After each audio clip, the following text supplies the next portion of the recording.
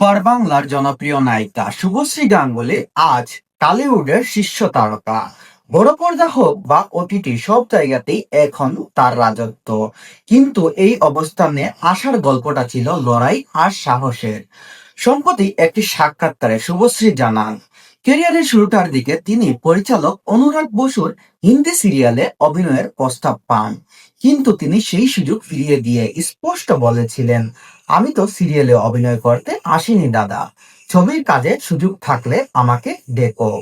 এই আত্মবিশ্বাসে মুগ্ধ হয়েছিলেন অনুরাগ বসু। তিনি তখনই ভবিষ্যৎবাণী করেছিলেন, তুমি অনেক দূর এগিয়ে যাবে। পিতৃভূমি ছবিতে সাইড রোলে দিয়ে শুরু হয়েছিল রাজ চক্রবর্তীর চ্যালেঞ্জ। ছবিতে দেবের নায়িকা হিসাবে শুভশ্রীর ভাগ্যটাই বদলে গেল। আজ তার নাম শুনেই সবাই সফলতার প্রতীক হিসাবে গ্রহণ করে নেয়।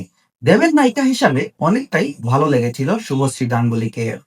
তার প্রথম যাত্রাটা ছিল খুব কষ্টের বিনিময়ে তিনি এখন সাফল্যের একজন প্রতীক হিসাবে আছে।